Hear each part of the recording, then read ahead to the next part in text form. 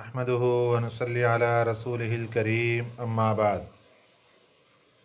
پارہ نمبر 5 سورۃ النساء، آیت نمبر 44۔ اعوذ باللہ من الشیطان الرجیم، بسم اللہ الرحمن الرحیم۔ ألم تر إلى الذين أوتوا نصيبا من الكتاب يشترون الضلالة ويريدون أن تضلوا السبيل والله أعلم بأعدائكم وكفى بالله وليا وكفى بالله نصيرا من الذين هادوا يحرفون الكلم عن مواضعه ويقولون سمعنا وعصينا واسمع غير مسمع وراعنا ليا بألسنتهم وطعنا في الدين ولو أنهم قالوا سمعنا وأطعنا واسمع وانظرنا لكان خيرا لهم وأقوم ولكن لعنهم الله بكفرهم فلا يؤمنون إلا قليلا۔ صدق اللہ العظیم۔ آج کے سبق میں نبی پاک صلی اللہ علیہ وسلم کے زمانے میں مدینہ طیبہ کے آس پاس رہنے والے یہودی وہ ہر لمحے مسلمانوں کو پریشان کرتے، ان کے ساتھ اپنی دشمنی، بغض اور عداوت اس کا اظہار کرتے، لیکن منافقانہ طور پر محسوس نہیں ہونے دیتے تھے۔ اللہ تعالیٰ نے ان کی اس بات کو نبی پاک صلی اللہ علیہ وسلم کے سامنے ظاہر فرمایا کہ یہ کیا کیا بولتے ہیں اور ان کے کیا مقصد ہوتے ہیں۔ زبان کو مروڑ تروڑ کر کوئی لفظ بولنا جس سے دوسرے بندے کی عزت کو خطرہ پہنچے، یہ یہودیوں کا کام تھا۔ آپ صلی اللہ علیہ وسلم کی گستاخی کرتے، یہ ایسے الفاظ کے ساتھ کہ بظاہراً ان کا معنی غلط معلوم نہیں ہوتا تھا، اور اس کو دیکھا دیکھی کچھ جو مسلمان تھے وہ بھی ان الفاظ کو استعمال کر لیا کرتے تھے۔ یہ پھر خوش ہوتے کہ دیکھو جو ہم بولتے ہیں وہی یہ بھی بول لیتے ہیں۔ تو اللہ تعالیٰ نے اس ساری بات کو یہاں پر ریکارڈ فرمایا اور ہمیں یہ بات سمجھا دی کہ ایسا لفظ جس سے کسی بھی غلطی کا شبہ پڑ رہا ہو یا کسی کی بے عزتی کا شبہ ہو، ایسا لفظ بولنا درست نہیں ہے۔ فرمایا الم تر الی الذین، کیا نہیں دیکھا تو نے ان لوگوں کو، اوتو نصیباً، دی گئی ان کو، نصیباً کچھ حصہ، من الکتاب کتاب کا، ان کو کتاب کا کچھ حصہ دیا گیا۔ یشترون الضلالۃ، وہ کتاب کا حصہ مراد اس سے تورات ہے۔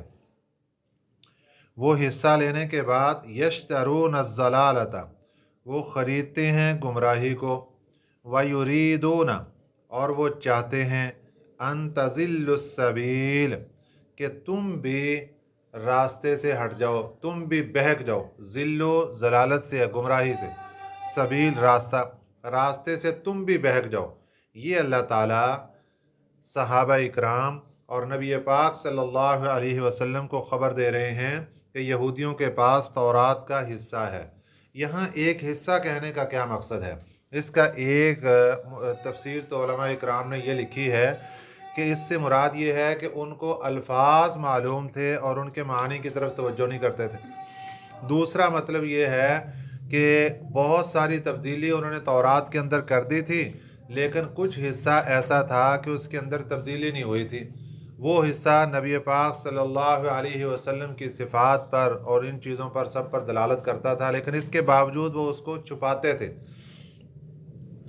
یشترون الضلالۃ، وہ کتاب کا حصہ چھپا لیا اور اس کے بدلے میں یشترونا خریدتے ہیں ضلالتا گمراہی کو، خود تو گمراہ ہو گئے، اب آگے کیا کرنا چاہتے ہیں، وَيُرِيدُونَ اور وہ چاہتے ہیں کہ ان تضلوا السبیل کہ تمہیں بھی گمراہ کر دے، تمہیں بھی راستے سے بہکا دے۔ اب مسلمانوں کو پتہ چل گیا کہ یہ تو ہمارے دشمن ہیں، تو اللہ تعالیٰ نے مسلمانوں کو کچھ تسلی دی کہ واللہ اعلم باعدائکم، اللہ تعالیٰ خوب جانتا ہے تمہارے دشمنوں کو، اللہ کو پتہ ہے تم نے اپنا سارا تعلق اللہ کی ذات کے ساتھ جوڑا ہے، تو اس لیے تمہیں اس حوالے سے کسی قسم کی پریشانی نہیں ہونی چاہیے۔ جب تمہیں اللہ کی ذات کے ساتھ اپنا تعلق جوڑ لیا، اب تمہیں پریشان نہیں ہونا چاہیے کہ ہمارے ساتھ اب یہ دشمن کیا معاملہ کریں گے۔ اللہ نے فرمایا واللہ اعلم باعدائکم، اللہ خوب جانتا ہے تمہارے دشمنوں کو۔ یہ تو تھوڑی سی نشانیاں تمہیں بتا کر تمہیں اشارہ دے دیا کہ یہ تمہارے دشمن ہیں، تو اس لیے ہمیں سارا پتہ ہے۔ اس کے بعد فرمایا وَكَفَى بِاللَّهِ وَلِيًّا، کافی ہے اللہ دوست، ولی کہتے ہیں دوست کو، حمایتی کو، اللہ تعالیٰ دوست کافی ہے۔ یعنی جب تم نے اللہ کی ذات کے ساتھ دوستی لگا لی، کیا مطلب ہے اس دوستی کا، الا ان اولیاء اللہ لا خوف علیہم ولا هم یحزنون، صحابہ اکرام رضوان اللہ علیہم اجمعین سے بڑھ کر اللہ کا دوست اور کون ہو سکتا ہے، اللہ کا ولی اور کون ہو سکتا ہے، اللہ کے ساتھ قرب رکھنے والا اور کون ہو سکتا ہے، جنہوں نے ڈائریکٹ اس کائنات کا دولہ سید الاولین والآخرین امام الانبیاء حضرت محمد مصطفیٰ صلی اللہ علیہ وسلم سے جنہوں نے فیض حاصل کیا، تو ان سے بڑھ کر اور اللہ کا ولی کون ہو سکتا ہے۔ تو اس لیے صحابہ اکرام رضوان اللہ علیہ مجمعین کو اللہ تعالیٰ نے پھر تسلی دی وَكَفَى بِاللَّهِ وَلِيًّا۔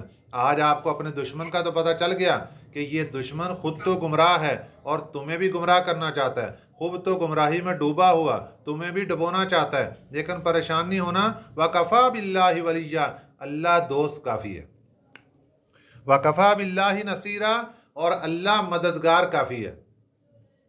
اللہ کی دوستی بھی بڑی، اللہ کی مددگاری بھی بڑی، اللہ کی مدد بڑی، اس لیے پریشان نہیں ہونا، جو معاملات جس طریقے سے چل رہے اس طریقے سے کرتے رہو، صرف ان کی خبر دینی تھی آپ کو کہ یہ تمہارے دشمن ہیں۔ اب اس کے بعد اللہ تعالیٰ ان کی کچھ باتیں یہودیوں کی جو کہ اس وقت شرارت کے طور پر گستاخانہ انداز میں نبی پاک صلی اللہ علیہ وسلم کے سامنے کرتے تھے، اس کا ذکر فرمایا۔ وہ باتیں کیا تھیں کہ زبان کو مروڑ تروڑ کر کچھ ایسے الفاظ بولتے تھے جن کے دو دو معنی بنتے تھے۔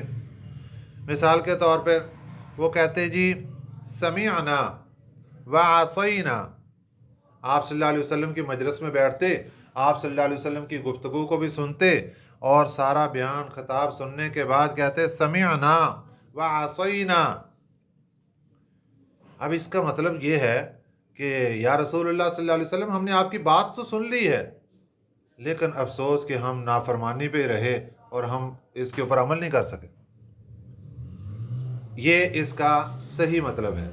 اور اس کا غلط مطلب کیا بنتا ہے کہ ہم نے سن تو لیا لیکن ہم مانیں گے نہیں۔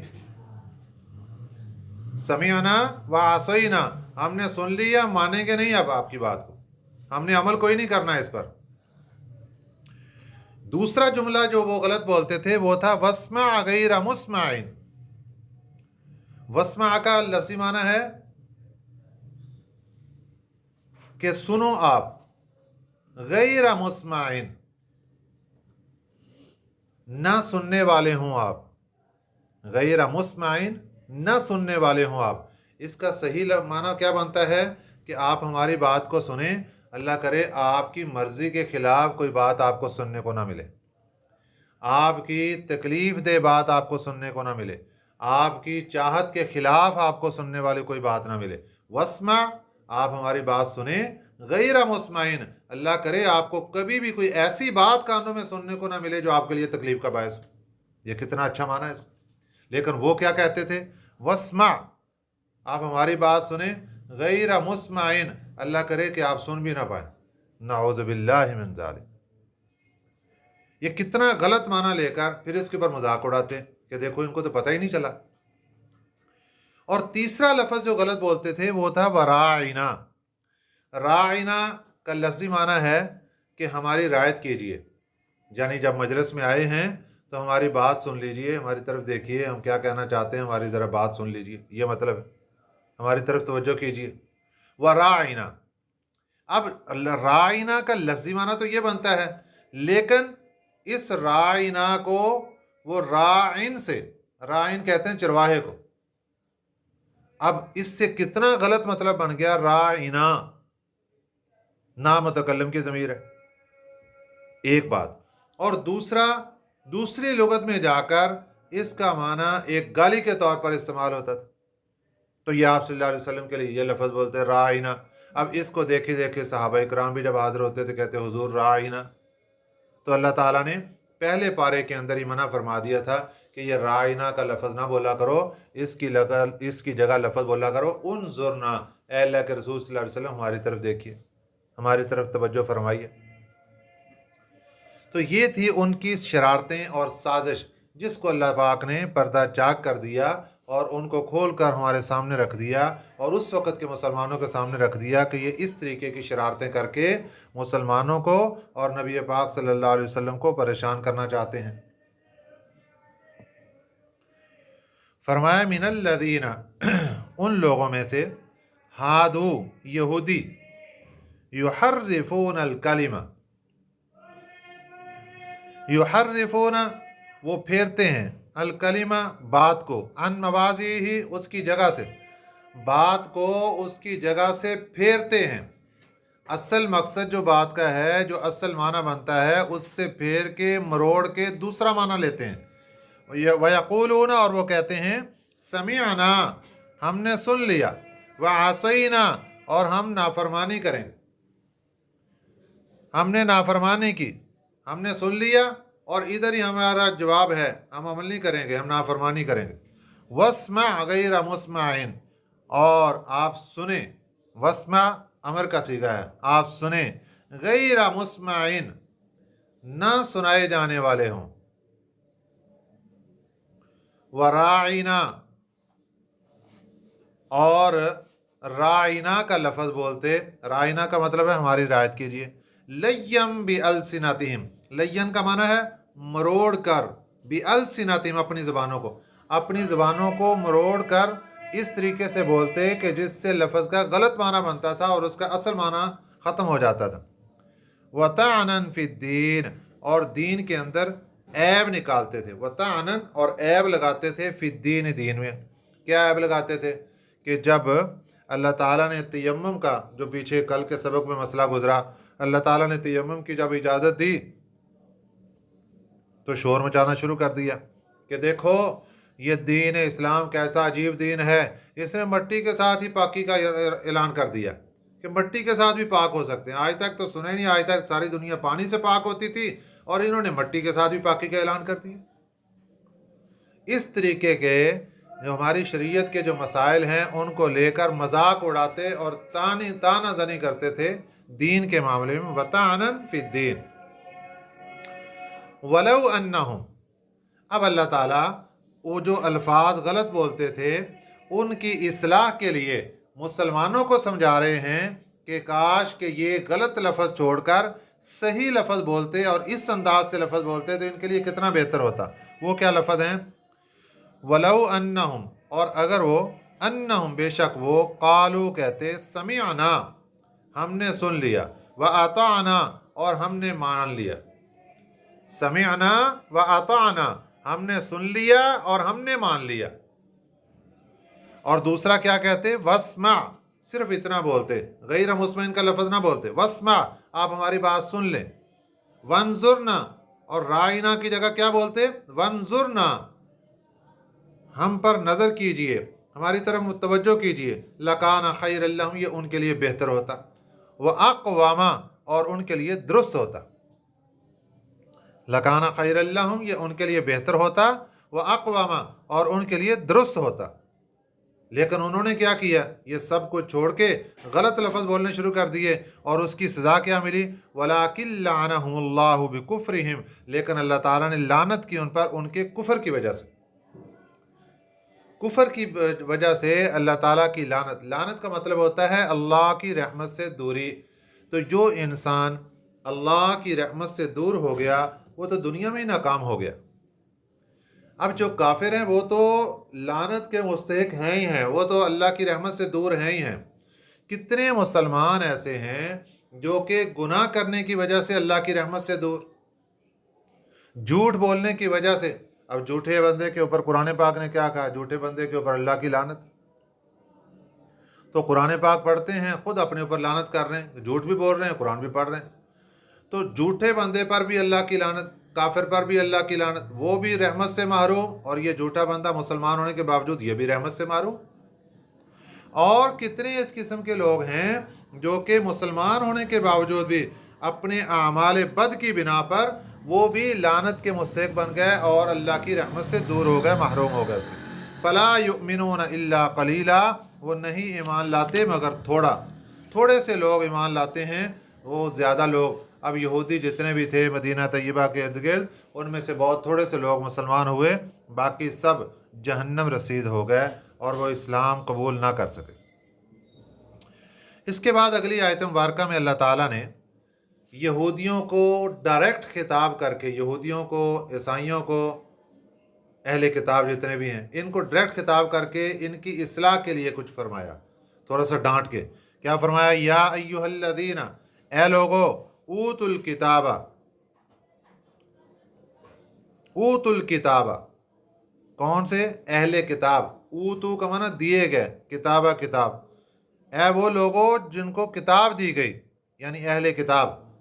आमीनू, ईमान लाओ, बिमा, उस किताब पर, नज़्ज़लना, जो हमने नाज़िल की है, मुराद इससे कुरान मजीद है। अहले किताब, तुम उस किताब पर ईमान लाओ जो हमने नाज़िल की है, मुसद्दिक़ल लिमा माअकुम, वो किताब तस्दीक करने वाली है उन किताबों की, माअकुम, जो तुम्हारे पास है, तौरात की, इंजील की। ये किताब कुरान मजीद तस्दीक करने वाली हैं कि वो किताबें अल्लाह की तरफ से नाजिल हुई और उनको मानने वाले अहले किताब। तो ये अल्लाह ताला ने फरमाया अहले किताब को, ए यहूदियों तुम भी सुन लो, ए ईसाइयों तुम भी सुन लो कि तुम उस किताब पर ईमान ले आओ, कुरान मजीद पर, जो तुम्हारी किताब की तस्दीक करती है।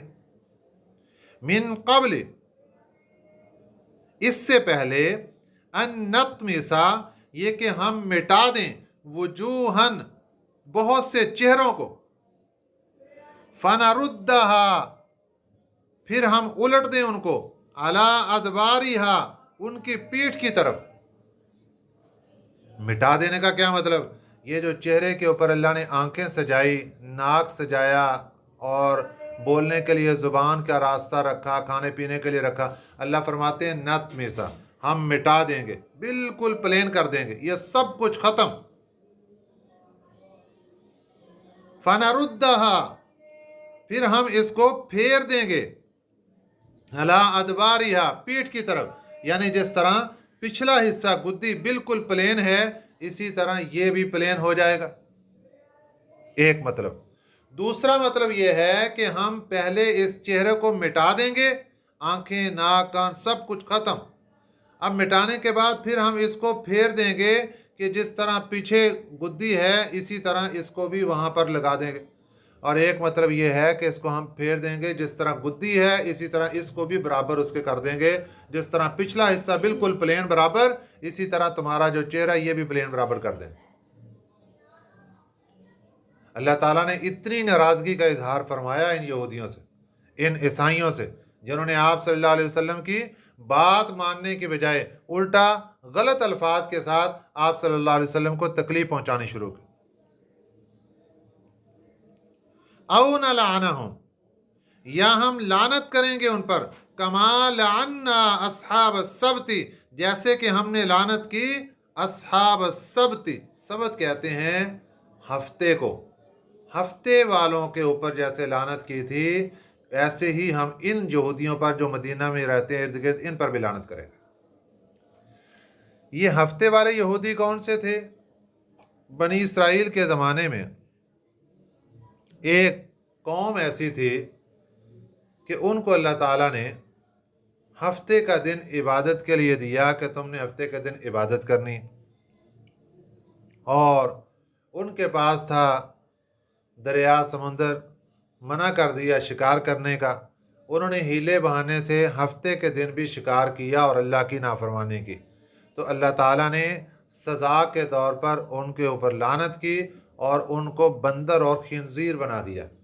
جو ان کے جوان تھے وہ بندر بن گئے اور جو ان کے بوڑھے تھے وہ خنزیر بن گئے۔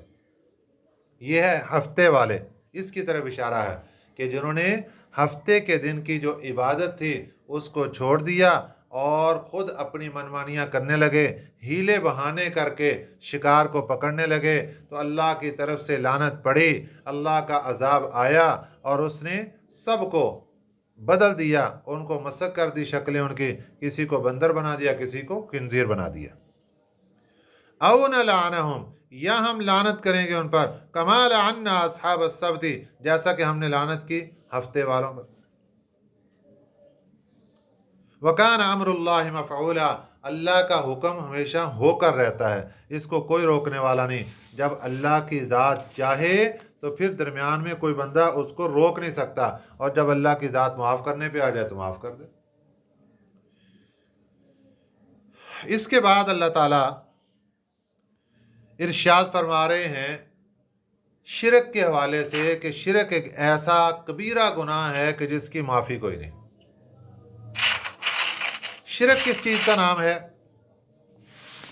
شرک ہے اللہ کی ذات کے ساتھ اور صفات کے ساتھ جو عقائد مخصوص ہیں ان کو کسی عقیدے کو بھی کسی مخلوق کے لیے ثابت کرنا یا اس کے لیے خاص کرنا، یہ شرک کہلاتا ہے۔ اس کی مشہور و معروف 3 قسمیں ہیں۔ نمبر 1 ہے شرک فی العلم۔ اب اللہ تعالیٰ عالم الغیب ہیں، تو کسی پیر صاحب کے بارے میں یا کسی ولی کے بارے میں یا کسی بزرگ کے بارے میں یا کسی نبی کے بارے میں، یہاں تک کہ کسی آپ صلی اللہ علیہ وسلم کے بارے میں بھی کسی نے ایسا عقیدہ رکھ لیا جو اللہ کی ذات کے ساتھ خاص ہے، کہ جس طرح اللہ کی ذات ہر جگہ پر موجود اور سب کچھ جاننے والے ہیں، اسی طرح یہ بھی جاننے والے، تو یہ شرک فی العلم ہے، اس کے لیے معافی کوئی نہیں۔ دور سے پکاریں تب بھی سن لیتے ہیں، قریب سے پکاریں تب بھی سن لیتے ہیں، یہ اللہ کی ذات کا خاصہ ہے۔ یہ ہے شرک فی العلم۔ دوسرا شرک ہے شرک فی التدبیر یا شرک فی التصرف، یعنی یہ عقیدہ بنا لینا کہ جس طرح اللہ کی ذات نفع دینے والی، نقصان پہنچانے والی، اسی طرح یہ پیر صاحب بھی نفع بھی دیتے ہیں، نقصان پہنچا دیتے ہیں۔ نفع اور نقصان کا مختار اللہ کی ذات کے علاوہ مخلوق میں سے بھی کسی کو سمجھ لینا، چاہے جاندار کو سمجھ لینا چاہے بے جان کو سمجھ لینا۔ اللہ کی ذات بیٹا دینے والی اور یہ پیر صاحب بھی یہاں سے بیٹا دینے والے، یہ شرک فی التدبیر، شرک فی التصرف کہلاتا ہے۔ دونوں نام میں سے کوئی بھی نام اس کا لے سکتے ہیں۔ یہ چیزیں اللہ کی ذات کے ساتھ خاص ہیں، ان کو وہاں سے لے کر مخلوق میں کسی کے ساتھ بھی خاص کرنا، چاہے جاندار کے ساتھ کریں چاہے بے جان کے ساتھ کریں، یہ بھی شرک ہے اور اس کی بھی کوئی معافی نہیں۔ تیسرے نمبر پر ہے شرک فی العبادت، بندگی۔ جو چیزیں اللہ کی ذات نے عبادت کے طور پر اپنے لیے خاص کی، قیام، رکوع، سجدہ، یہ چیزیں اللہ تعالیٰ نے اپنے لیے خاص کی ہیں، تو جو بندہ ان چیزوں کو لے کر کسی مخلوق کی طرف توجہ کرے گا اور کچھ بھی کرے گا تو یہ شرک فی العبادت، یہ بھی مجرم بن گیا اور اس کے لیے بھی کوئی معافی نہیں۔